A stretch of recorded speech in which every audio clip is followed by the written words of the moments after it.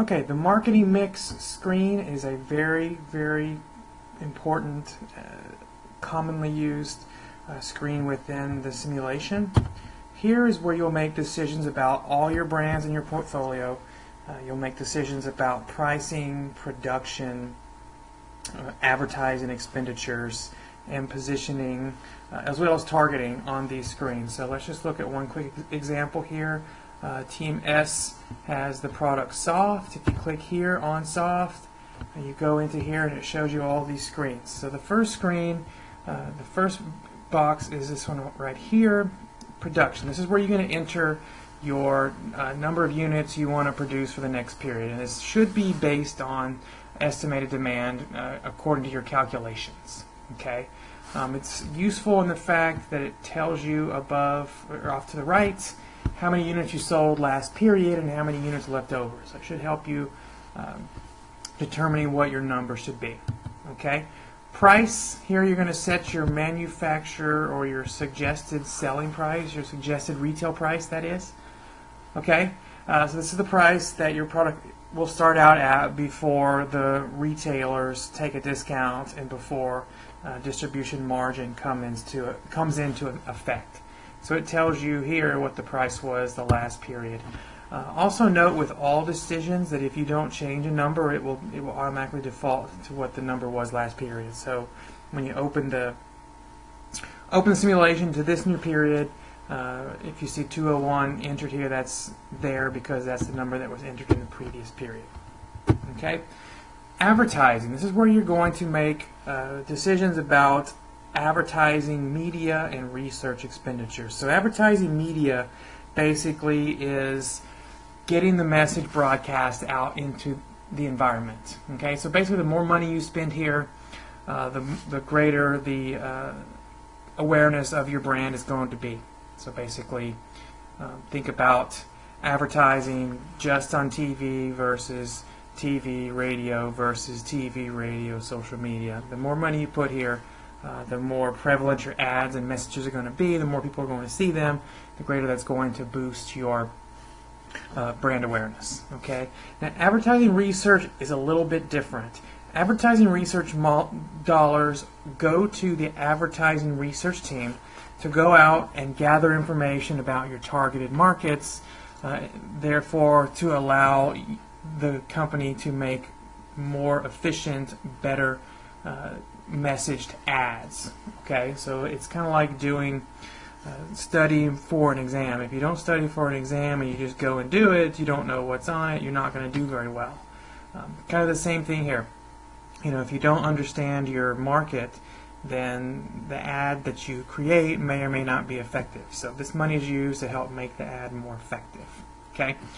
One general rule of thumb is research dollars should never be more than 20% of media dollars.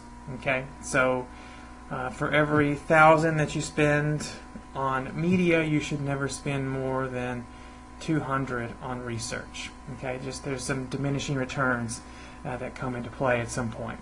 Okay.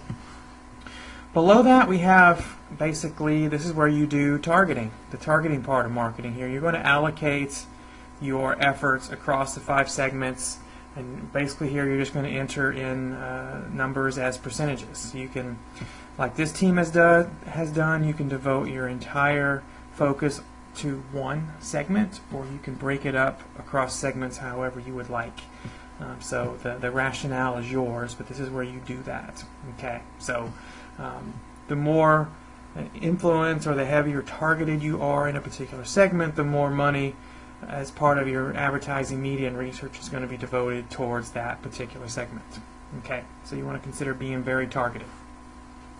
All right, perceptual objectives. This is a tool that you're allowed to use that basically is linked to the advertising research expenditure, and basically what it is the content of a message that you put in an advertisement. You can tell the advertising team, this is what we want to focus on. We want to focus on a battery life of 48. We want to focus on a design index of 7. Okay, what that does is by entering those perceptual objectives, the advertising research team will, or the advertising team will create ads that focus on that particular attribute level. Okay, so in other words, you're trying to convince the marketplace that this is what this product is on this particular attribute. Okay, so you can do two things here. You can use semantic scales, so you can use the semantic scale report to find out what the ideal values are for your targeted segments on particular attributes. Then you just click on semantic scales here. Say we want a battery life from a semantic scale standpoint of, I don't know, 4.5. That's the ideal value of the savers, for example, for battery life. So you would set this to 4.5, and that's going to hopefully, with enough money put into advertising research, next period perceptions of savers of the battery life will kind of navigate or migrate towards 4.5. You can do this up to two different dimensions at a time. So maybe display size, the ideal value is a 5.6. So you'll enter that there, and that's basically going to hopefully again change perceptions. Okay, so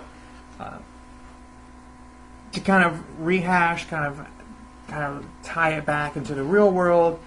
So basically, entering battery life at 4.5 and display life or display at 5.6, the advertising team is going to create a message that promotes battery as having life of 4.5 semantic and display size of 5.6 semantic. Okay, so you've seen ads that promote a particular attribute. This is exactly what's going on. If there are more than just two attributes that really need to be changed, you can use multidimensional scaling to change them as well. So just click on this, and remember the three options are convenience, economy, and performance.